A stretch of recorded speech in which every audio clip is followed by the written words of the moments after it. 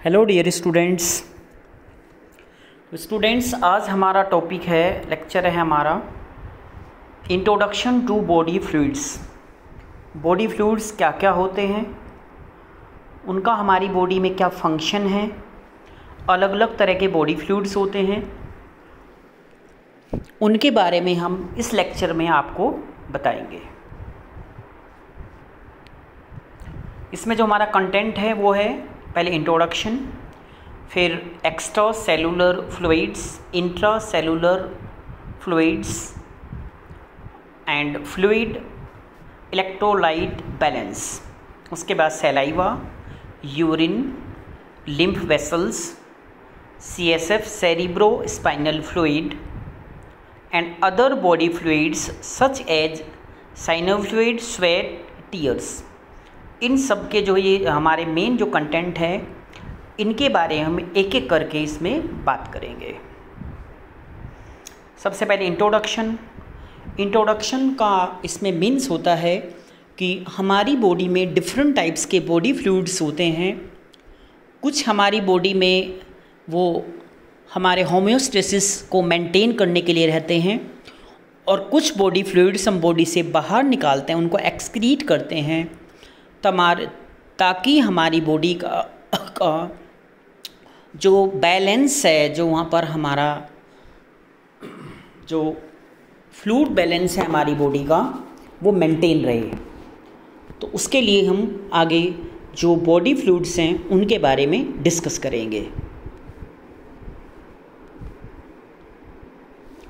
Starting में जो इसमें 1896 में इसमें बताया था, there must be balance between the hydrostatic pressure of the blood in capillaries and the osmotic attraction of the blood for the surrounding fluids। यानी कि हमारी बॉडी में जो ब्लड रहता है, जो फ्लूइड रहता है, वो एकदम लिक्विड स्टेट में मेंटेन होना चाहिए, और जो हमारा हाइड्रोस्टैटिक जो प्रेशर है वो मेंटेन होना चाहिए। तो ये सारी की सारी बातें 1896 में एक साइंटिस्ट ने बताया था। जो ब्लड है ये चारों तरफ जो है फ्लूइड रूप में होता है, और जो कैपिलरी के ऊपर जो प्रेशर होता है वो नॉर्मल होना चाहिए। जो हमारा ऑस्मोटिक प्रेशर है वो भी नॉर्मल होना चाहिए, और इसके लिए जो है फ्लूइड्स, प्रोटीन्स और अदर जितने भी सब्सटेंस हैं वो रेस्पॉन्सिबल होते हैं। कहीं पे हमें एक्सक्रीट करना होता है, कहीं पर हमें एब्जॉर्प्शन कराना होता है। इसमें जैसे एक्स्ट्रा सेलुलर फ्लूइड ECF बोलते हैं, इंट्रा सेलुलर फ्लूइड ICF बोलते हैं। एक्स्ट्रा सेलुलर फ्लूइड का मतलब होता है जो फ्लूइड सेल्स के बाहर रहते हैं, और ICF का मतलब होता है इंट्रा सेलुलर फ्लूइड जो सेल के अंदर होते हैं। और उसके अलावा कुछ हमारी बॉडी में फ्लूइड इलेक्ट्रोलाइट्स होते हैं, जैसे सोडियम, पोटेशियम, कैल्शियम। ये जो हैं हमारी बॉडी में फ्लूइड को बैलेंस रखते हैं।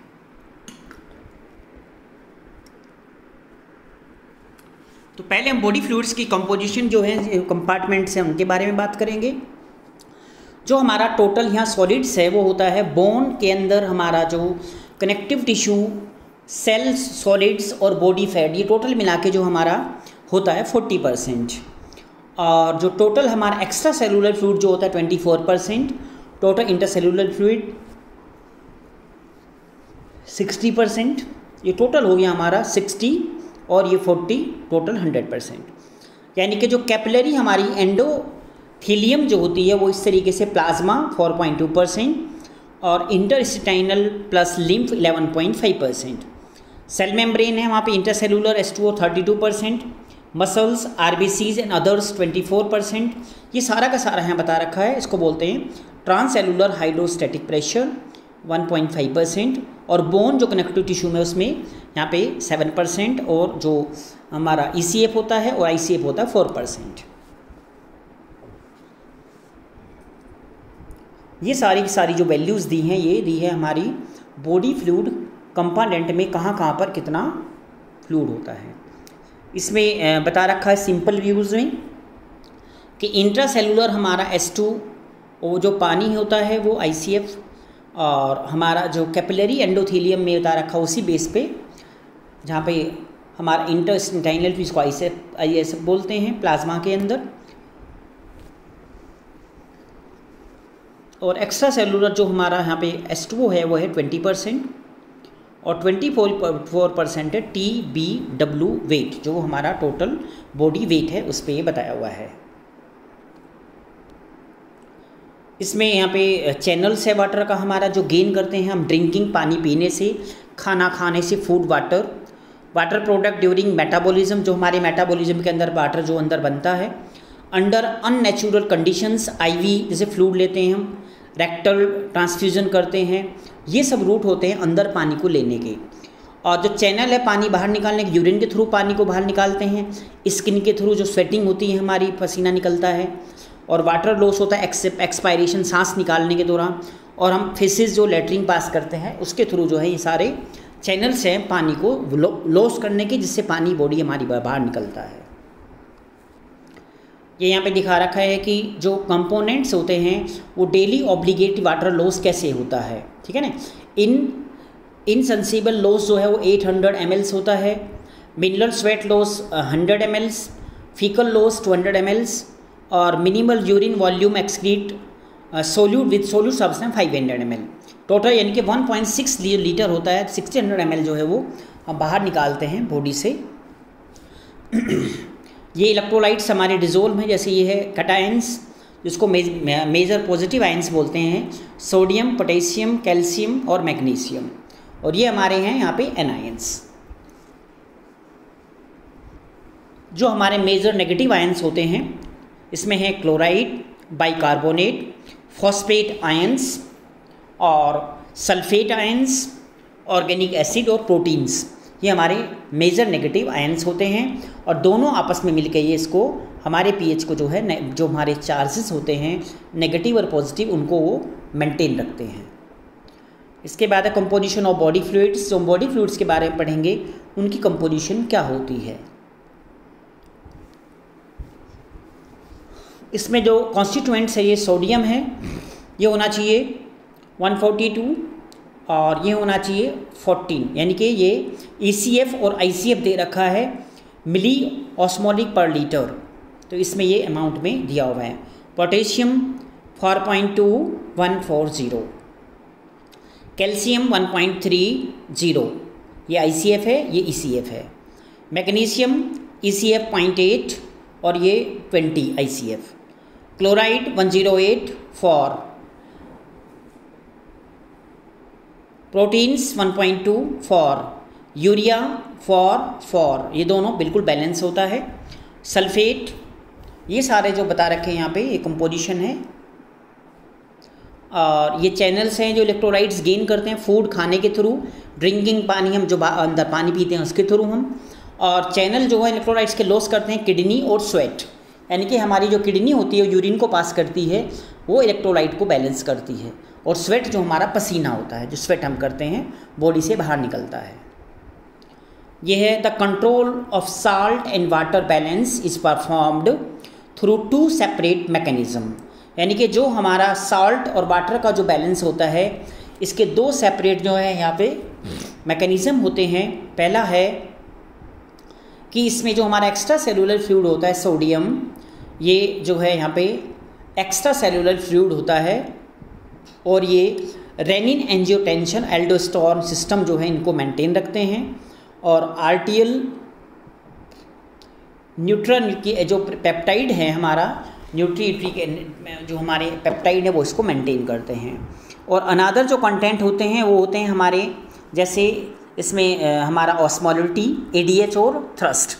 ADH एक हार्मोन होता है जो किडनी के द्वारा यहाँ पे जो हमारे ब्रेन से सिक्रीट होता है पिट्यूटरी ग्लैंड से, और वो वहाँ जाके हमारे जो किडनी है वाटर को एब्जॉर्ब करता है, वहाँ बैलेंस रखता है।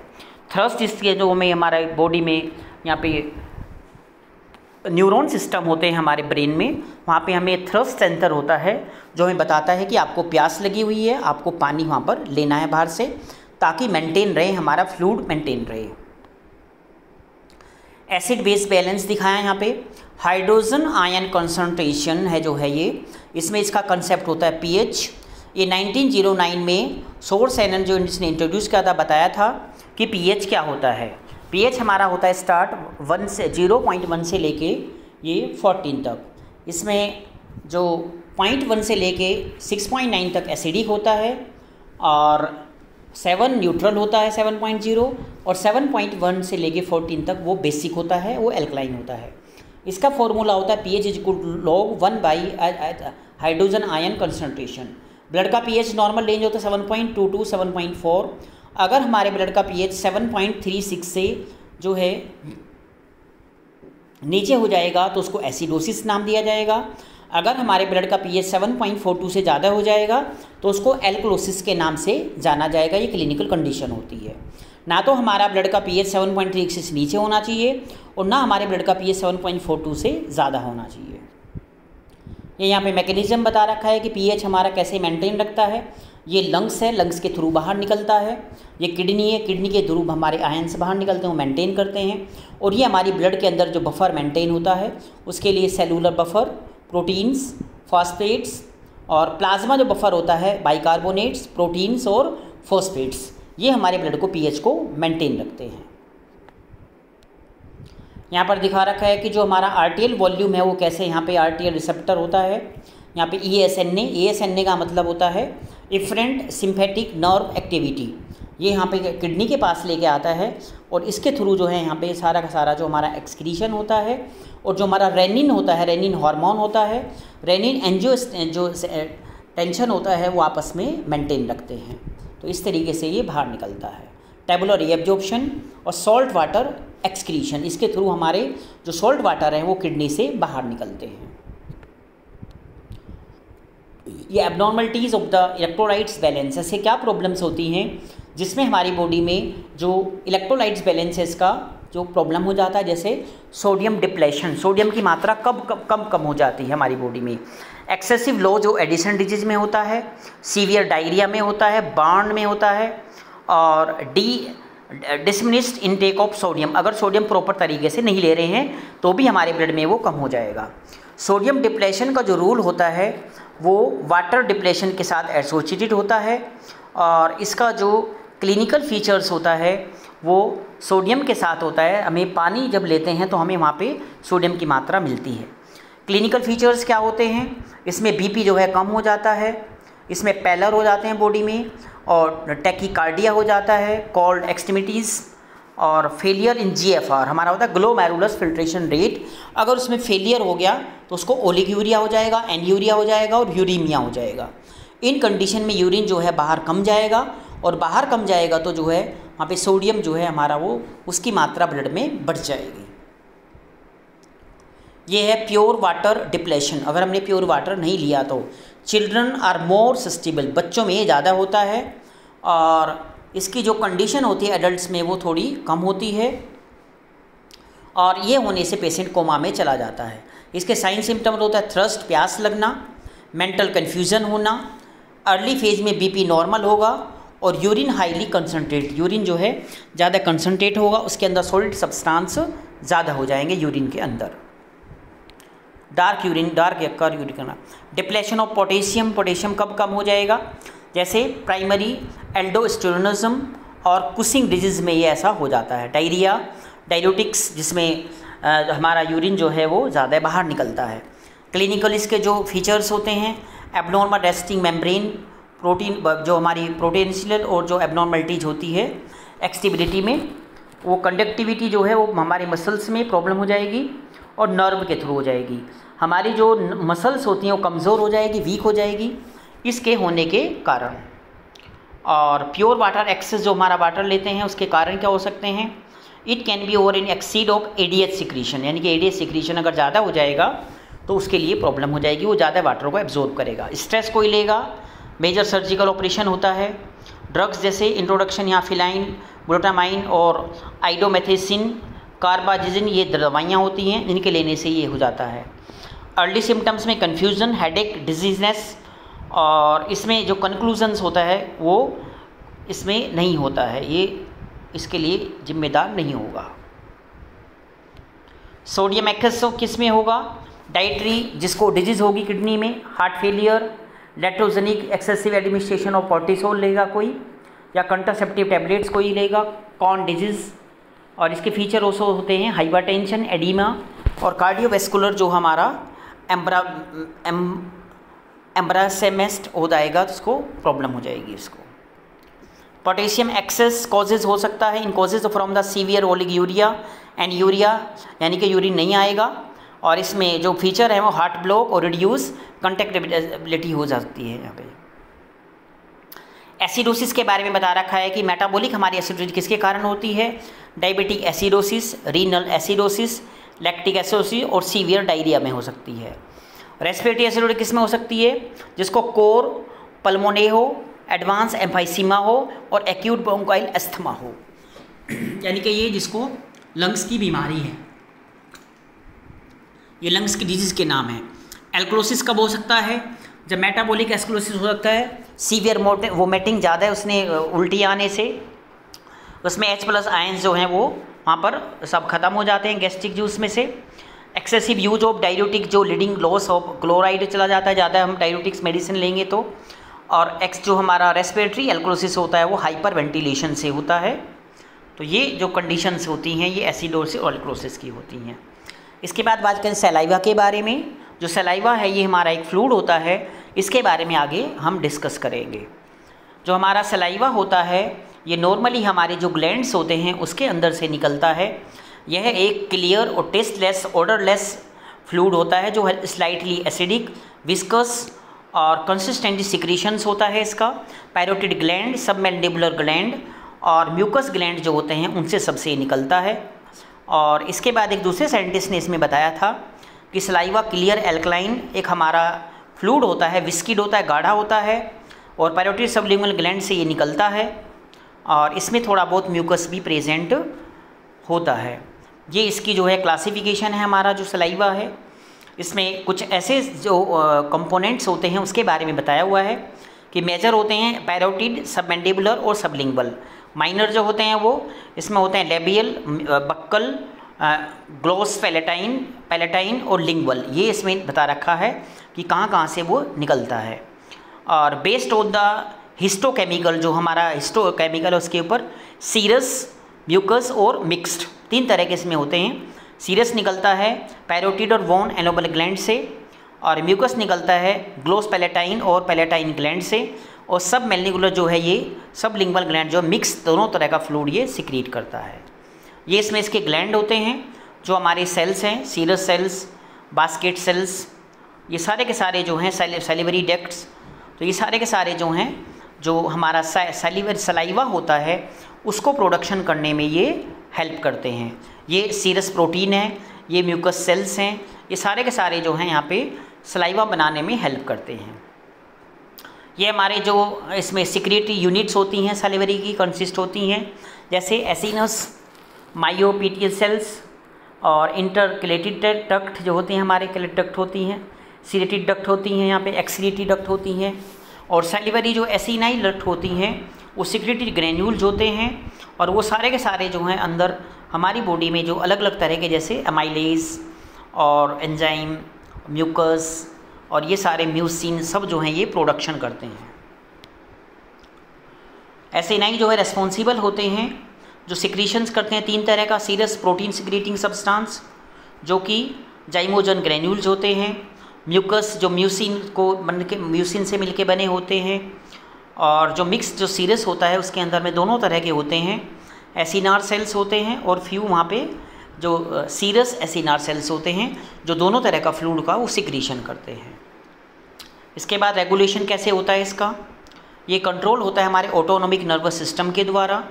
इसमें बीटा जो एड्रेजेनिक रिसेप्टर होते हैं जो प्रोटीन सिंथेसिस करते हैं और अल्फ़ा एड्रेजेनिक रिसेप्टर होते हैं जो सिक्रीशन करते हैं यहाँ पे वाटर और इलेक्ट्रोलाइट्स का। ये इसमें दिखाया हुआ है कि जो कंपोजिशन है सलाइवा की 99% वाटर होता है, 1% सॉलिड्स होते हैं। 1% में ऑर्गेनिक सब्सटेंस होते हैं जैसे अल्फ़ा एमाइलेज जिसको हम टाइलिन बोलते हैं, lipase, glycoproteins, lysozyme, peroxidase, lactoferrin, histatin, albumin, urea, amino acid, immunoglobulins, IgA, IgG, IgM, cyclic MP और क्लोटिंग फैक्टर्स। और जो हमारा यहाँ पे इनऑर्गेनिक होते हैं उसमें sodium, potassium, calcium, magnesium, chloride और इसमें जो अदर सब्सटेंस जो यहाँ पर ये हाइपोक्लोराइड ये सब जो प्रेजेंट होते हैं। इसके बाद जो अगला हमारा बॉडी फ्लूइड है वो यूरिन। अब यूरिन के बारे में हम बताएंगे, इंट्रोडक्शन करेंगे थोड़ा।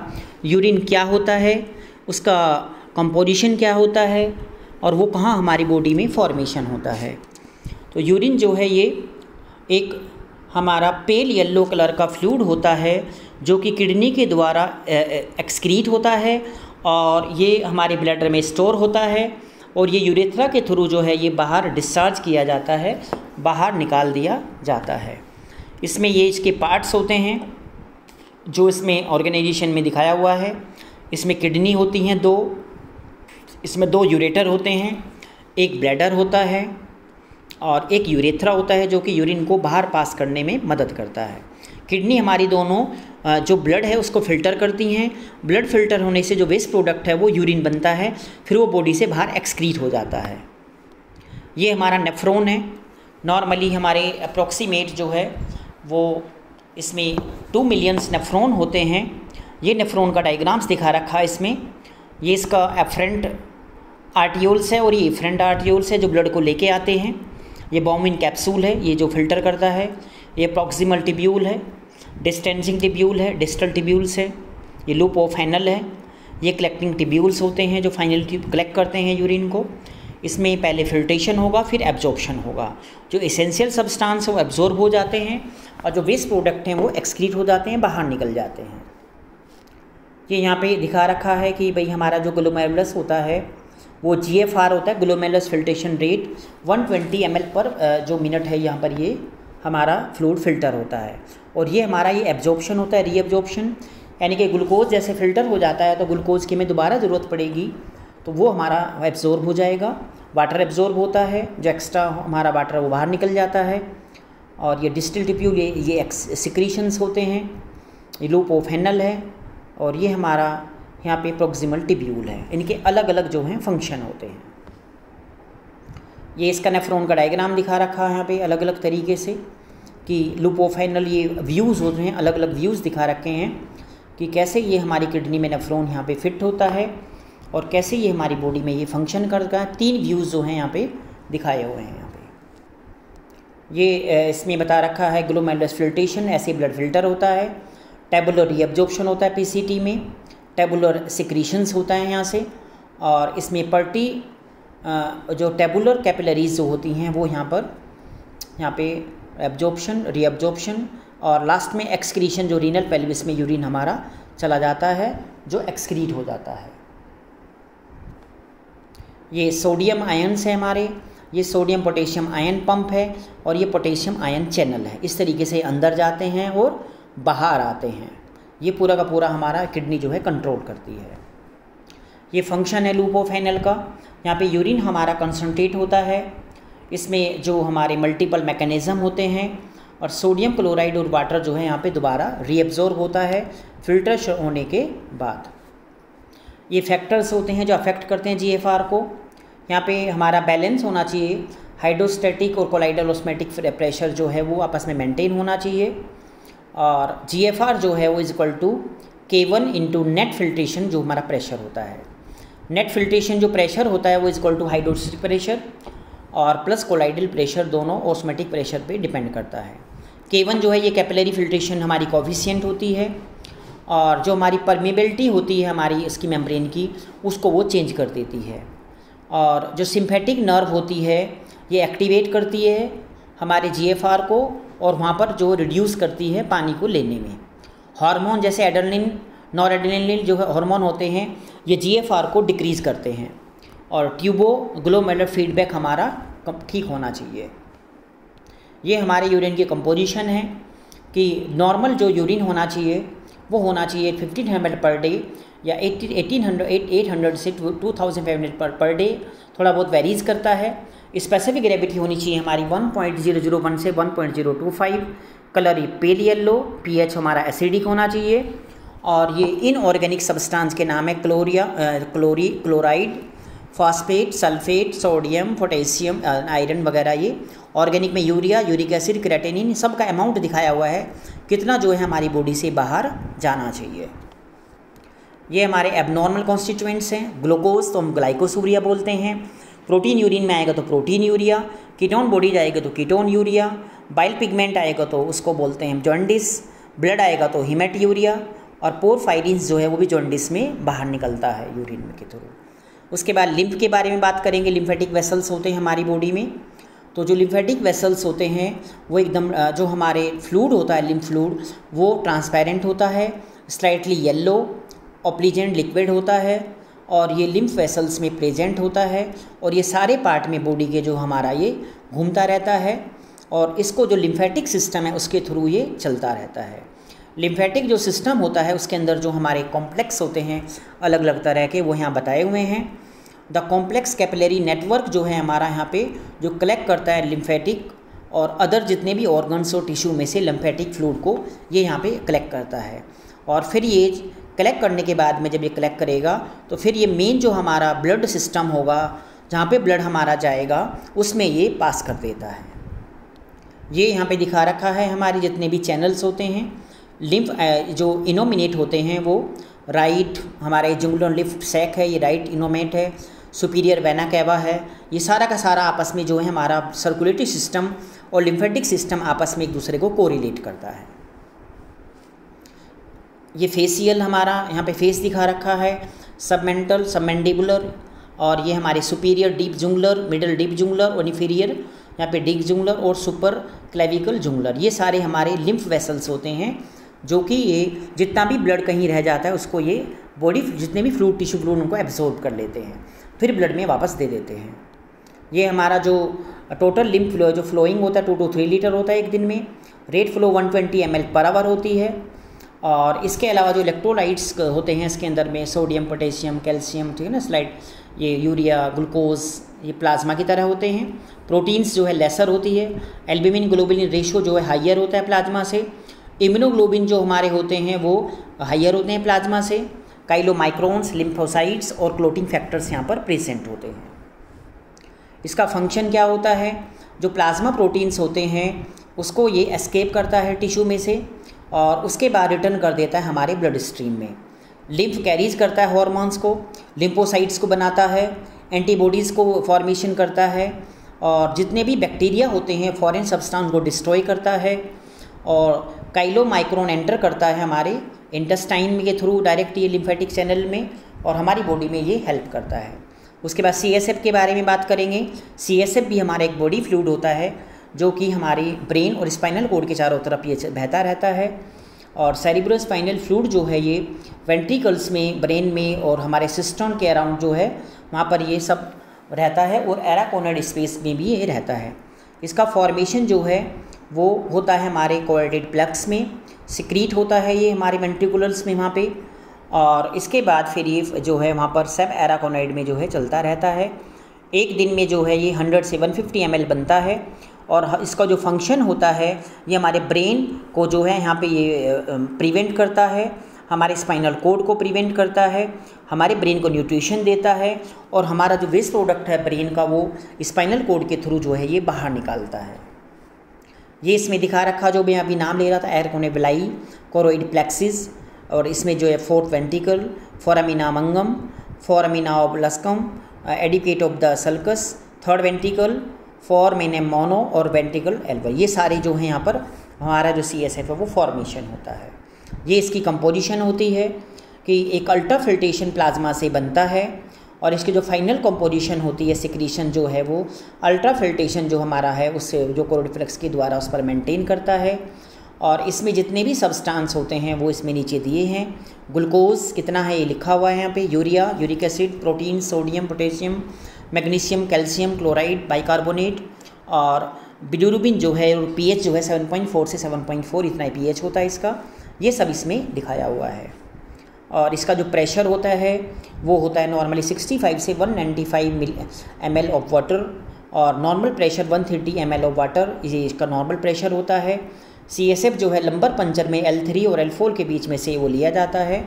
और जो कंडीशंस होती हैं जो हम प्रेशर को इसको इंक्रीज़ हो जाता है pressure, brain tumour, haemorrhage, infection और हाइड्रोफॉलिसिस, इनमें जो है प्रेशर जो है वो बढ़ जाता है। इसके बाद हमारा जो अगला फ्लूइड है वो टीयर्स है। जो हमारे आँखों में से निकलता है उसके बारे में बात करेंगे। तो टीयर्स का जो pH होता है वो 7.0 से 7.4 होता है। और टीयर्स जो है डिफाइन करता है वाटरी, स्लाइटली एल्कलाइन, और जो सिक्रीशंस होता है उसको लैक्रिमल ग्लैंड के द्वारा ये बाहर निकलता है। हमारा जो कंजक्टिवा उसको ये मॉइस्चर रखता है, एकदम चिकना रखता है। और लैक्रिमल जो ग्लैंड होते हैं उनके बीच में सिचुएटेड होता है वहाँ पे एक सॉकेट जिसको आईबाल बोलते हैं। और ये जो है इसमें जो फ्लूइड होता है इसमें होता है प्रोटीन 6 to 8 ग्राम पर 100 ml। इलेक्ट्रोलाइट्स जितने भी हैं नॉन प्रोटीन जो मटेरियल्स हैं, वो लाइसोजाइम जो है एंजाइम इसमें प्रेजेंट होता है। इसका फंक्शन होता है कॉर्निया को मॉइस्ट रखना और हमारे जो ऑप्टिकल जो प्रॉपर्टीज़ है आँख की उसको मेंटेन रखना, हमारी आइज को वॉश करना, इंटरनल जो आई है उसको वॉशिंग देना। लाइसोजाइम एंजाइम है जो बैक्टीरिया उनको मारता है और जितने भी हमारे इमोशंस होते हैं उनको एक्सप्रेस करता है। ये स्वेट के बारे में बात करेंगे। स्वेट हमारा एक बॉडी फ्लूइड होता है जो कि हमारे स्वेटिंग ग्लैंड के द्वारा बाहर निकलता है। हमारा एक मैकेनिकल बैरियर होता है जो कि एक ऐसा pH रखता है हमारे स्किन का कि कोई हमारा ऑर्गेनिज्म जो है कोई भी बाहर से ना आ जाए। तो स्वेट जो है ये फ्लूइड होता है, सिक्रीट होता है स्वेट ग्लैंड के द्वारा।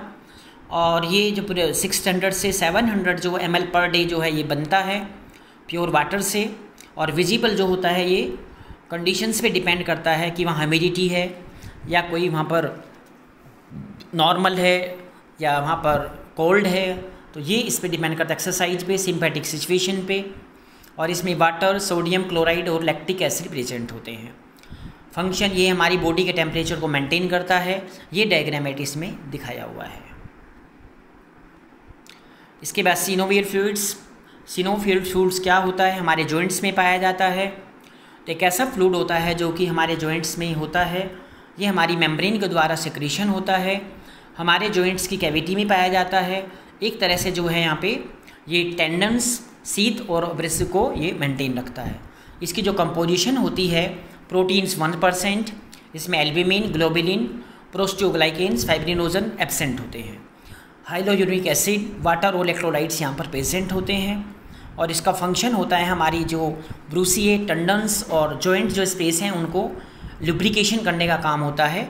ये दिखा रखा, ये साइनोवियल फ्लूइड है, ये हमारी फीमर बोन है और ये हमारा साइनोवियल मेम्ब्रेन है और ये टिबिया है, नीचे की बोन है, और ये कार्टिलेज है।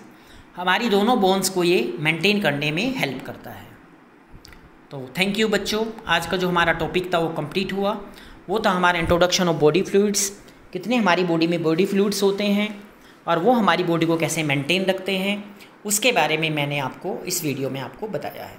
थैंक यू बच्चों।